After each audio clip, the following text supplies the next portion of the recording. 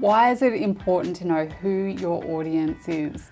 And I think the biggest thing to think about is that if you don't know who your audience is, they're just going to click away because you're not going to produce content that actually resonates with them.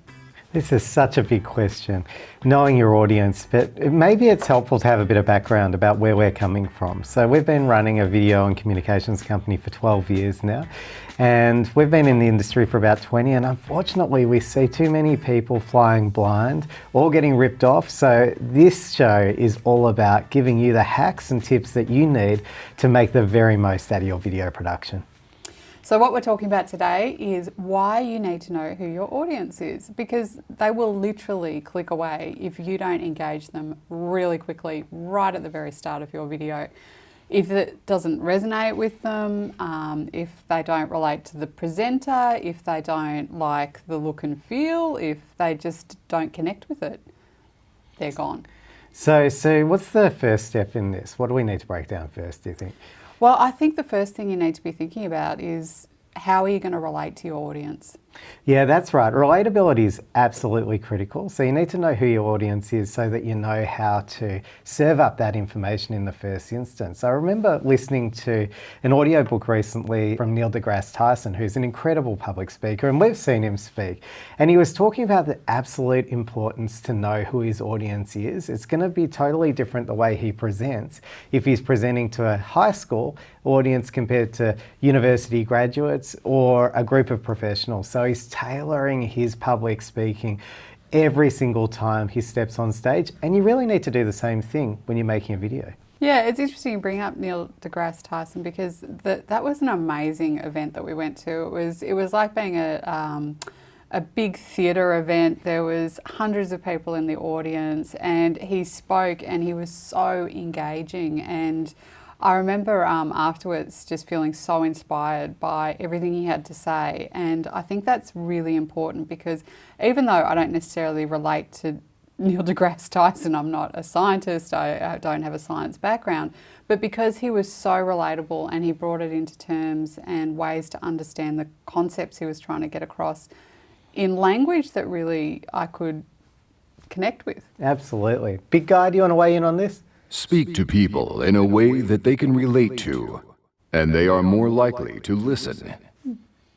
So the first thing you talked about was relatability. So relatability is super important. And the next thing we're talking about now is relevance. So how relevant is your message? And it's coming from you or another relatable person. So relevance is absolutely critical. And I think it defines your pre-production process in terms of how you structure your video so that the statement that backs up the relevance to your audience is right there at the top near the start. Wouldn't you agree? Yeah, I do agree. And I think that once you've defined your audience, you can find that relevance because there's so many different topics you can talk about, and it's the way you position that topic that makes it relevant to your audience. So you could have a topic that is very relevant to your audience, but if you frame it in a way that they don't connect with, that's also going to be a problem. And the only way you can frame it in a way that people connect with is by knowing exactly who you're talking to right from the beginning. Yeah, and I think a cautionary word here around using jargon, language that your audience may not understand,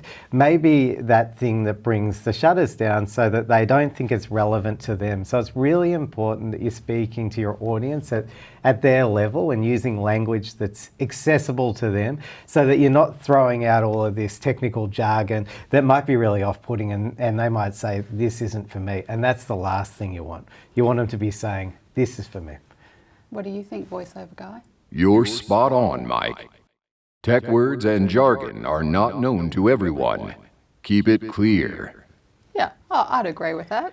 And point of view, I think you can't overlook point of view because if you don't have a point of view, you're going to create pretty mediocre messaging within your video. And it's okay to have a point of view. It's okay to have an idea that might be different to somebody else's, and you're not trying to create a video that's perfect for your audience that they're going to absolutely agree with, because that kind of is without a point of view.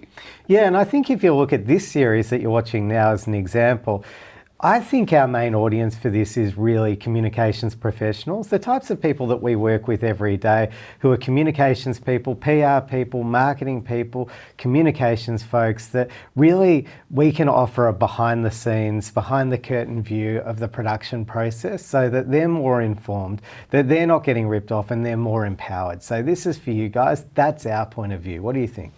No, I agree with that. So if we came at it just with a very kind of cookie cutter approach to our views on video production, you're probably not going to get anything that interesting. But instead, our point of view, as you say, is coming from many years of experience in working in this industry. And so we've seen all the ups and downs and the different ways of doing things, and we kind of have experimented a lot ourselves. And that's why we've come to these conclusions. So.